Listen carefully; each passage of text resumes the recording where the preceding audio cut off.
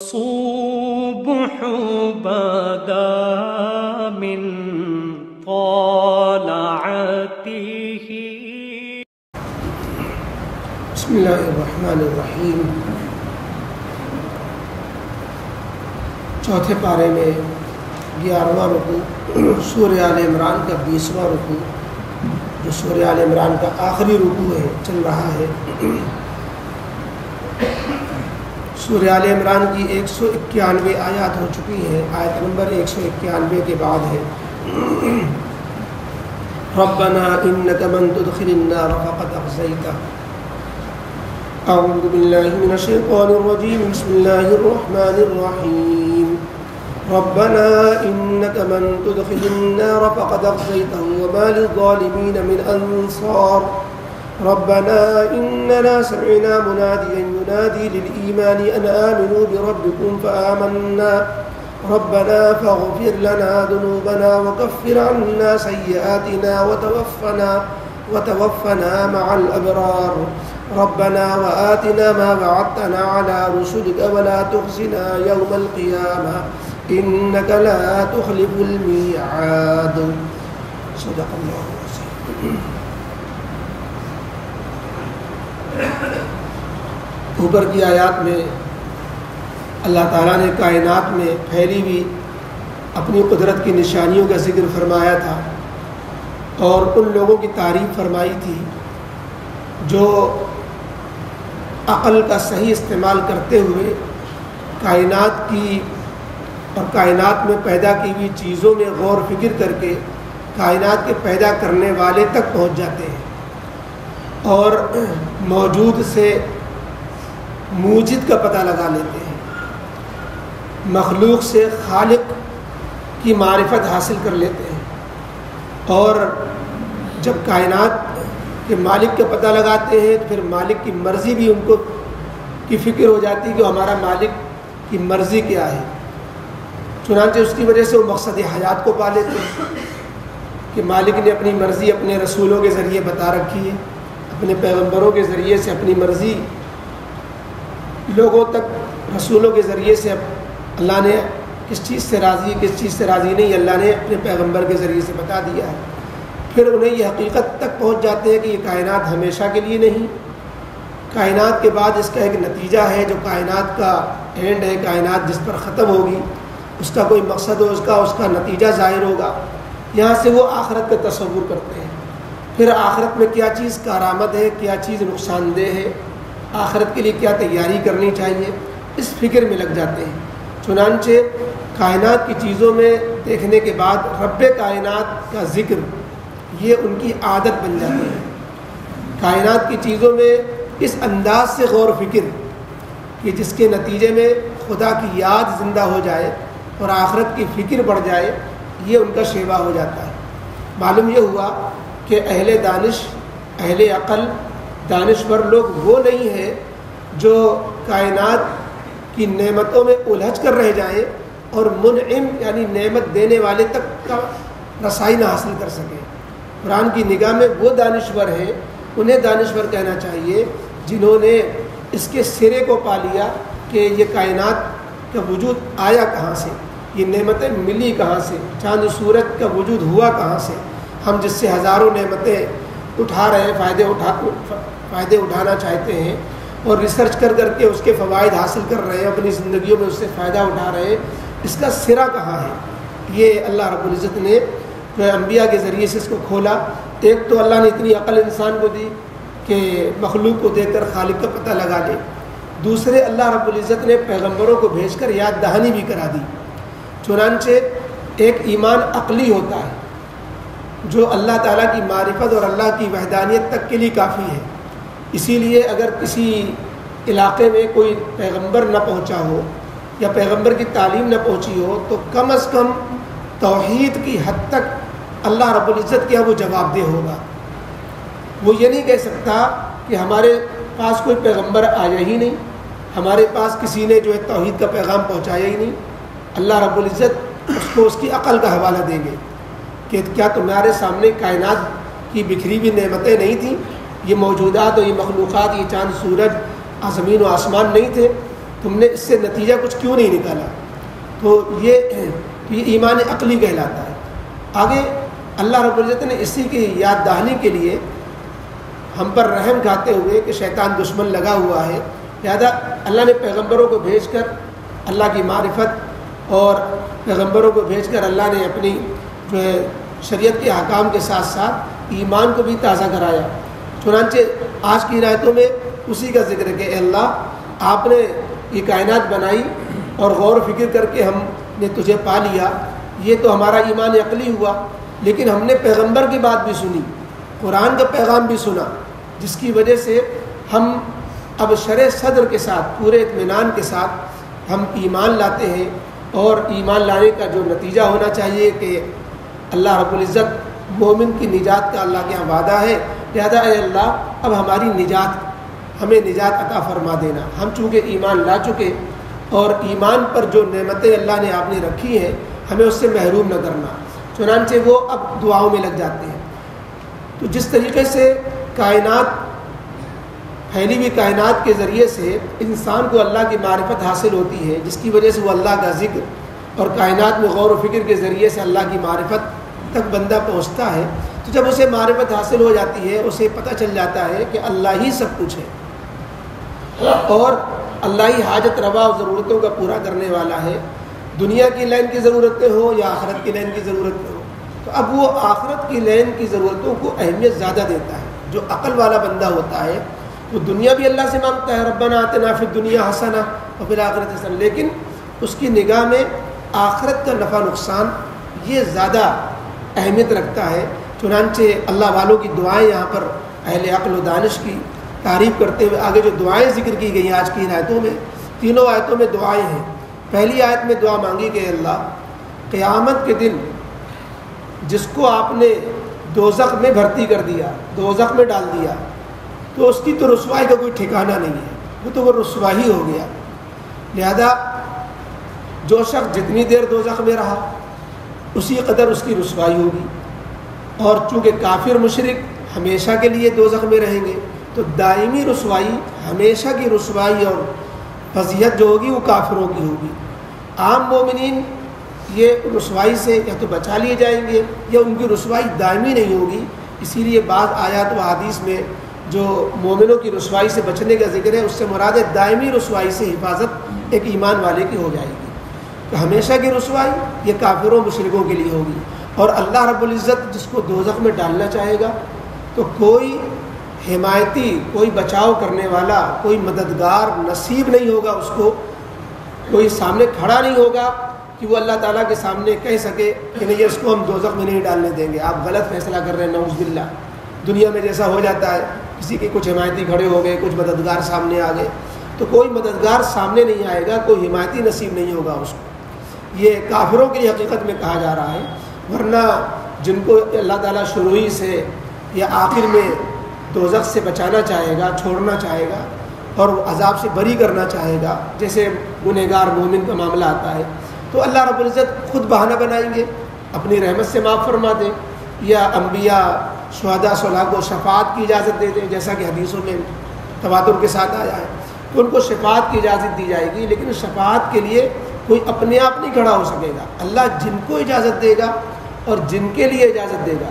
اللہ رب العزت ان کے لیے وہ سفارش کے لیے کھڑے ہوں گے، اور اللہ رب العزت کہیں گے بھائی مانگو، تم ایمان والوں میں سے جن کے لیے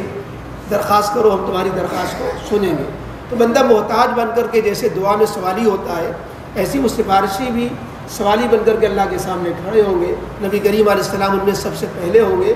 تو وہ مومنین گنہگار شفاعت کے ذریعے بخشے جائیں گے۔ وہ اس آیت کے منافی نہیں ہے، یہاں جو کافروں کا ذکر ہے کہ ظالموں کے لیے، ظالم سے مراد یہاں پر کافر ہے، کیونکہ جس نے کفر کیا اس کو ظلم کہا جاتا ہے قرآن کی اصطلاح میں، تو ظالموں کا کوئی مددگار نہیں ہوگا، کفر سے بڑھ کر، شرک سے بڑھ کر کوئی ظلم نہیں، ان الشرک لظلم عظیم، سب سے بڑا ظلم تو شرک ہی ہے۔ تو اس لیے ایک مومن اور ایک عقل والا دعا مانگتا ہے کہ اللہ دوزخ سے بچائیے گا۔ اوپر ایک رکوع پہلے آیا تھا کہ جو دوزخ سے بچا لیا گیا، جنت میں داخل کر دیا گیا، وہ ہے حقیقتاً کامیاب، لہذا وہ کامیابی مانگتے ہیں۔ اور پھر کامیابی کی چونکہ شرط ہے ایمان،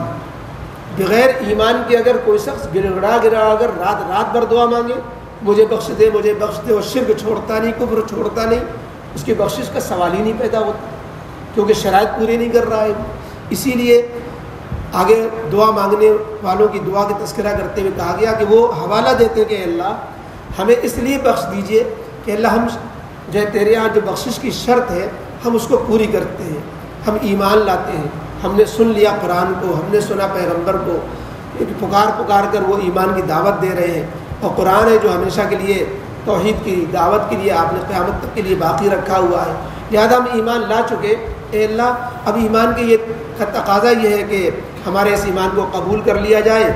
اور آخرت میں ہمارے بڑے گناہ کو بخش دیا جائے، چھوٹے گناہوں پر پردہ ڈال دیا جائے، بڑے بڑے گناہ جن کو ذنوب کہا جاتا ہے اور چھوٹے چھوٹے گناہ جن کو سیئات کہا گیا ہے کہ بڑے گناہوں کو تو بالکل بخش دیا جائے، چھوٹوں پر بھی پردہ ڈال دیا جائے، اور پھر جو گناہ بخش دیے جائیں تو جو لوگ گناہ سے بچتے تھے، متقی تھے، پرہیزگار تھے، ابرار یعنی نیک لوگ، ان کے ساتھ ہمارا حشر کر دیا جائے۔ یہ دوسری آیت میں دعا ان لوگوں کی جو کائنات کی چیزوں میں غور و فکر کرتے ہیں اور اللہ کو یاد رکھتے ہیں تو وہ دعاؤں میں مشغول رہتے ہیں۔ کرنے والا سب اللہ ہے، دعا بھی در حقیقت بندگی کا ایک اظہار ہے، جیسے نماز روزہ ایک بندگی کا ایک طریقہ ہے تو دعا بھی بندگی کا ایک طریقہ ہے۔ کوئی ذہن میں یہ سوال نہ لائے کہ سب کچھ اللہ جانتا ہی ہے اور اللہ ہی کرنے والا ہے تو اللہ کو کیا ہماری ضرورتوں کا پتہ نہیں ہے، کیوں ہم اللہ سے مانگیں؟ اللہ تو جان ہی رہا ہماری ضرورتوں کو۔ مانگا اس لیے جاتا ہے کہ ہم محتاج ہیں، اور محتاج شخص کا کام ہے بھیک مانگنا، اور دعا عبادت ہے، اور ہم بندے ہیں، بندگی کا تقاضا ہے کہ ہم عبادت کریں، اور دعا بھی عبادت کے طریقوں میں سے ایک طریقہ ہے، اس لیے اللہ تعالیٰ کے سامنے مانگا جاتا ہے۔ اور تیسری دعا یہاں پر آیت میں اللہ نے فرمائی کہ دعا مانگتے وہ کہتے ہیں کہ ایک طرف تو دعائیں مانگی انہوں نے نقصان سے بچنے کی، یہ دعائیں پہلے مانگتے ہیں کہ اللہ ہمیں رسوا نہ کرنا نقصان ہے، اور ہمیں جو ہے گناہ ہمارے بخش دینا، کیونکہ گناہ نہیں معاف کیے گئے تو نقصان ہے، گناہوں پہ پردے ڈالنے، گناہوں پہ پردہ نہیں ڈالا گیا تو بڑا نقصان ہے۔ آتا ہے بعض علماء نے لکھا ہے کہ گناہ کی جو سامنے لانے کی جو رسوائی ہوگی وہ اتنی بڑی رسوائی ہوگی کہ گناہ قیامت کے دن میدان محشر میں کسی کے گناہ سامنے کر دیے جائے ساری مخلوق کے، کہ وہ بندہ تمنا کرے گا کہ اللہ ہمیں جہنم میں ڈال دیجئے، میدان محشر میں یہ رسوائی نہ ہونے پائے کہ ساری دنیا، سارے متعلقین، سارے جاننے والے، سارے محلے، سارے رشتہ دار والے دیکھے کہ یہ ہے فلاں جن کے نام اعمال میں یہ بڑے بڑے جرائم بھرے ہوئے ہیں، تو اس سے کی رسوائی سے بچنے کے لیے وہ کہے گا اللہ میں جہنم میں بھیج دیجئے، یہ رسوائی ہمارے سامنے نہ آئے کہ لوگ ہمارے عیبوں پہ ڈالیں، تو یہ اتنی بڑی، تو یہ نقصان سے بچنے کی دعائیں پہلے مانگتے ہیں۔ اب آگے تیسری دعا جو تیسری آیت میں ہے وہ یہ ہے کہ اے اللہ ہمیں آپ نقصان سے بھی بچائیے، اور نقصان سے بچانے کے ساتھ ساتھ جو وعدے آپ نے پیغمبروں کی زبانی جنت کے، نجات کے اور آخرت میں اپنی خوشنودی کے، یہ آپ نے جو فرمائے ہیں، اور جہنم سے بچانے کے جو وعدے آپ نے فرمائے ان وعدوں کو پورا کر دیجئے، ان وعدوں کو ہمارے حق میں بھی پورا کر دیجئے۔ اب یہ وعدے اللہ نے فرمائے وہ تو پورے ہوں گے ہی، لیکن یہ دعا اس لیے مانگی جا رہی ہے کہ ایسا نہ ہو کہ اللہ آپ تو وعدے کریں گے لیکن آپ کے وعدوں سے مستفید تو وہی ہوگا جو ایمان کے تقاضوں کو پورا کرے گا۔ تو ہم دعا اس لیے مانگ رہے ہیں کہ کہیں ایسا نہ ہو کہ ہمارے اعمال میں کچھ کمی کجی رہ جائے جس کی وجہ سے ہم آپ کے وعدوں کے مستحقین میں سے خارج کر دیے جائیں۔ تو اللہ ہمیں اپنے وعدوں کے مستحقین میں شامل رکھیے گا، اور ہمارے گناہوں پہ پردہ جب پڑ جائے گا اور آپ کی طرف سے جو ہے معافی ہو جائے گی تو اس کے بعد ہم آپ جو وعدے ہیں وہ بھی ہمیں مل جائیں گے، تو اس کی وجہ سے ہم جنت میں پہنچ جائیں گے، کامیاب ہو جائیں گے۔ تو وہ کامیابی کی دعا مانگتے ہیں اور کہتے ہیں اللہ آپ تو وعدے کے خلاف نہیں کرتے، لیکن ایسا نہ ہو کہ ہم وعدے کے مستحقینی میں شامل نہ ہوں۔ تو یہ اہل اللہ کی دعائیں تھیں، اور یہ چونکہ آیت جو تہجد میں انسان اٹھے تو یہ آیت کی تلاوت یوں ہی کرے، چاہے نماز میں کرے یا یوں کرے، یہ سنت ہے۔ اب اس میں یہ دعائیں خود بخود آ جاتی ہیں، تو اتنی اہم دعائیں وہ تہجد کے وقت میں مانگنے والا بن جاتا ہے بندہ۔ تو ان دعاؤں کا ترجمہ ہے ربنا انک من تدخل النار، اے ہمارے رب۔ قرآن کریم کی جتنی بھی دعائیں ہیں زیادہ تر دعاؤں میں ساری دعائیں رب سے شروع ہوتی ہیں۔ ربنا، رب کے معنی آتے ہیں جو تربیت کرے، اور جیسے مربی جسے کہتے ہیں، گارجین جسے کہتے ہیں، سرپرست، تو اللہ تعالیٰ کو رب جب بنایا تو رب کی صفت ایسی ہے، ربوبیت کا تقاضا یہ ہوتا ہے کہ پرورش کرے، پروان چڑھائے اور ترس کھائے اور ترقی دے. تو چونکہ یہ رب کے مفہوم میں یہ سب چیزیں آ جاتی ہیں، تو کہ اللہ ہم تیرے زیر تربیت ہے، آپ ہمیں ایسے پال دیجئے، ایسے ہمیں پروان چڑھا دیجئے، آپ ہماری ایسی سرپرستی فرما لیجئے کہ ہم ایسے ہو جائیں. اس لیے لفظ رب کے ساتھ دعا مانگی جاتی ہے، کیونکہ لفظ رب میں یہ سب مفہوم جس سے جو ہے انسان کی اپنی محتاجی اور رب العزت کی جو ہے ربوبیت کا اظہار ہوتا ہے. فرمایا ربنا، اے ہمارے رب، انک من تدخل النار، بے شک آپ جس کو جہنم میں داخل کر دیں گے. اوپر کی دعا میں تھا فقنا عذاب النار، کہ ہمیں جہنم سے بچا لیجئے، کیونکہ ہمارے رب اگر آپ جس کو کسی کو جہنم میں داخل کر دیں گے فقط اخزیتہ، سو تو آپ اس کو رسوائی کر دیا. اب اس کی رسوائی کا کوئی ٹھکانہ نہیں، اس سے بڑی کوئی رسوائی نہیں ہو سکتی. اور کوئی جس کو جہنم میں آپ ڈالنا چاہیں کوئی بچا نہیں سکتا. وما للظالمین من انصار، اور ظالموں کے لیے کوئی حمایتی نصیب، ظالموں کو کوئی حمایتی نصیب نہ ہوگا، اور ظالموں کے لیے کوئی مددگار سامنے نہیں آئے گا. اس لیے ہم آپ سے دعا کرتے ہیں کہ آپ ہی بچا لیجیے گا، یا آپ ہمارے لیے کوئی بہانہ بنا دیجیے گا، ورنہ آپ کے چاہے بغیر کوئی حمایتی کھڑا بھی نہیں ہو سکتا. ربنا اننا سمعنا منادیا ینادی للایمان، اے ہمارے رب، بے شک ہم نے سنا ایک منادی کو جو ندا لگا رہا ہے ایمان کے لیے، لوگوں کو ایمان کی دعوت دے رہا ہے. اب منادی سے مراد اکثر مفسرین نے نبی کریم صلی اللہ علیہ وسلم کو لیا ہے، جنہوں نے زندگی بھر آواز لگائی اور بڑی اونچی آواز سے دنیا کو پکارا اور دعوت دی ہر طرح سے. یہ منادی سے مراد خود قرآن ہے، جس کی آواز قیامت تک گھر گھر پہنچ کر رہے گی کہ ہمارے رب، بے شک ہم نے سنا ہے منادی کو جو ہمیں ایمان کی دعوت دیتا ہے. ان آمنوا بربکم، جس کی پکار یہ ہے کہ تم اپنے رب پر ایمان لاؤ. اے اللہ، ہم نے عقل کے اعتبار سے بھی اپنی عقل سے بھی مانا، اور ہم نے پکارنے والے کی آواز پر بھی لبیک کہا. فآمنا، سو ہم ایمان والے ہو گئے. اب ایمان کی شرط پوری ہونے کے بعد اللہ ہم دعا کرتے ہیں ربنا فاغفر لنا ذنوبنا، سو ہمارے رب ہمیں بخش دیجئے، یعنی ہمارے بڑے بڑے گناہوں کو معاف فرما دیجئے. وکفر عنا سیئاتنا، اور ہم سے ہمارے برائیاں دور کر دیجئے، یعنی میرے چھوٹے موٹے جو گناہ ہوئے اس پر بھی پردہ ڈال دیجئے. وتوفنا مع الابرار، اور اس طرح چھوٹے بڑے گناہوں کو بخش کر کے ہمیں نیک بندوں کے ساتھ ہمیں وفات دیجیے، نیک بندوں کے ساتھ مرنے کے بعد ہمارا حشر فرمائیے. وتوفنا مع الابرار، اور نیکوں کے ساتھ ہمیں وفات دیجیے. ربنا وآتنا ما وعدتنا علی رسلک، یہ تو گناہ، یہ تو ہر طرح کے نقصان سے بچنے والی دعائیں تھیں آخرت میں کے نقصان سے. آگے جو ہے آخرت کی نعمتوں کو مانگا جاتا ہے، اور دنیا کی نعمتیں بھی اسی میں شامل ہیں. ربنا وآتنا ما وعدتنا، اے ہمارے رب، اور ہمیں وہ سب کچھ عطا فرمائیے جو آپ نے وعدے فرمائے ہیں علی رسولک، اپنے رسولوں سے، اپنے رسولوں سے، اپنے رسولوں کے واسطے سے جو آپ نے وعدے فرمائے ہیں دنیا میں غلبے کے، اور دنیا میں کامیابی کے، سکون کے، اور آخرت میں نجات کے، جنت کے، وہ سب چیزیں ہم سب کو عطا فرمائیے. ولا تخزنا یوم القیامہ، اور یہ قیامت کی رسوائی سے پہلے پہلے یہ وعدے ہمارے ساتھ پورے کر دیجئے. ایسا نہ ہو کہ قیامت میں رسوائی ہو، آگے چل کر کے پھر نجات ہو. یعنی ایسا بھی تو ہوگا کہ ایک مومن پہلے گناہوں میں پکڑا جائے گا، اور دوزخ کے عذاب سے دوزخ کا عذاب بھگتنے کے بعد ایمان کی طفیل میں بعد میں نجات پائے گا. تو اس سے پناہ مانگی گئی کہ اللہ میں شروع ہی سے قیامت کی رسوائی سے بچائیے گا، اور شروع ہی سے ہمیں وعدے کا مستحق بنا دیجیے گا کہ ہمیں ابتدا ہی میں جنت نصیب ہو جائے. ولا تخزنا یوم القیامہ، اور ہمیں قیامت کے دن رسوا نہ ہونے دیجیے گا. انک لا تخلف المیعاد، بے شک اللہ آپ وعدہ خلافی نہیں کرتے. ہمیں معلوم ہے کہ آپ تو وعدہ خلافی نہیں کریں گے، لیکن کہیں ایسا نہ ہو کہ ہم کوئی ایسی غلطی کر بیٹھے کہ ہم اس وعدے کے لائق ہی نہ ٹھہرے.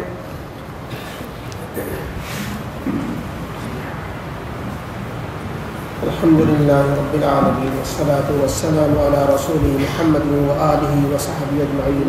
ربنا ظلمنا انفسنا وإن لم تغفر لنا وترحمنا لنكونن من الخاسرین. ربنا لا تزغ قلوبنا بعد إذ هديتنا وهب لنا من لدنك رحمة إنك أنت الوهاب. ربنا هب لنا من ازواجنا وذرياتنا قرة اعين واجعلنا للمتقين اماما اللهم انا نسألك العفو والعافية في الدنيا والآخرة ربنا وآتنا ما وعدتنا على رسلك ولا تخزنا يوم القيامة إنك لا تخلف الميعاد يا حي يا قيوم برحمتك نستغيث اللهم اصلح لنا شأننا كله ولا تكلنا إلى أنفسنا طرفة عين یا اللہ یا رحمان یا رحیم سب کے گناہوں کو معاف فرما اے اللہ ہم سب بڑے گنہگار ہیں اے اللہ ہر لین کے گناہوں میں لت پت ہیں اے اللہ ہمارے گناہوں کو بخش دیجیے سیئات کو اور جتنے بھی بڑے بڑے گناہ صغائر کبائر یا اللہ سب کو معاف فرما دیجیے اے اللہ اپنے کرم سے فضل سے معاف فرما دیجیے اے اللہ گناہ میں ہم اتنا ملوث ہو گئے کہ اے اللہ گناہوں سے معافی کا خیال بھی ختم ہو گیا اے اللہ ہمیں اپنے گناہوں پر رونا بھی نہیں آتا اے اللہ ہم گناہ کر کر کے گناہوں کو بھول بیٹھے لیکن اے اللہ فرشتوں نے نامہ اعمال میں لکھا ہوا ہے اے اللہ تجھ سے کوئی چیز ڈھکی چھپی نہیں ہے اے اللہ آپ ہم سب کے گناہوں کو معاف فرما دیجئے اللہ معاف فرما دیجئے اے اللہ یہ آیتیں جو ہم نے پڑھی ہیں اللہ والے اے اللہ عقل مند تیرے نیک بندے اے اللہ ان دعاؤں کو مانگا کرتے ہیں اے اللہ ہم سب کے حق میں یہ دعائیں قبول فرما لیجئے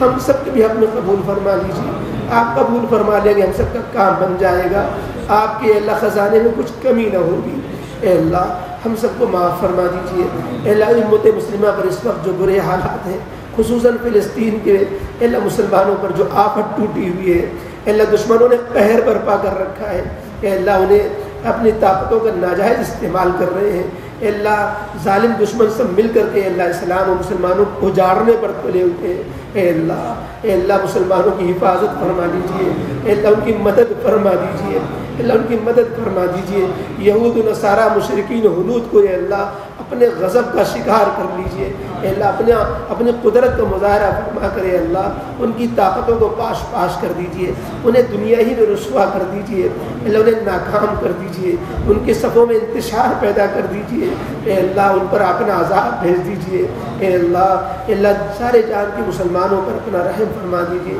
یقیناً مسلمان اسلام کے تقاضوں سے ہٹ گئے قرآن سے دور ہو گئے تیرے نبی سے کٹ گئے سنت و شریعت کا خیال نہیں رکھا اے اللہ اس کی پاداش میں اللہ تیرا غصہ ہے اللہ مسلمانوں پر ہے اے اللہ یہ ذلیل و خوار قوموں سے اے اللہ یہ پٹوائے جا رہے ہیں اے اللہ ان کے کوڑے اے اللہ مسلمانوں پر برس رہے ہیں اے اللہ اپنا فضل فرما دیجیے امت مسلمہ کو معاف فرما دیجیے اے اللہ تیرے نبی کی امت ہے اے اللہ میرے نبی نے بڑی محنتیں کی تھیں اے اللہ اس امت کی رسوائی سے اللہ اس امت کو نکال دیجیے اے اللہ بہت ہو گئی رسوائی اللہ اب اس امت کو عظمت رفتہ اس کی بحال فرما دیجیے اس امت کا زوال ہم نے دیکھا اللہ عروج بھی دکھا دیجیے اے اللہ اس امت کی ترقی بھی دکھلا دیجیے اے اللہ ہم کسی شمار میں نہیں ہیں ہم سب بڑے بزدل ہو چکے ہیں مسلم حکمراں بھی اے اللہ بزدلی کا شکار ہیں اے اللہ وہ دشمنوں سے اے اللہ دو بدو جنگ کیا کرے اے اللہ وہ مظلوم مسلمانوں کی مدد تک نہیں کر رہے اے اللہ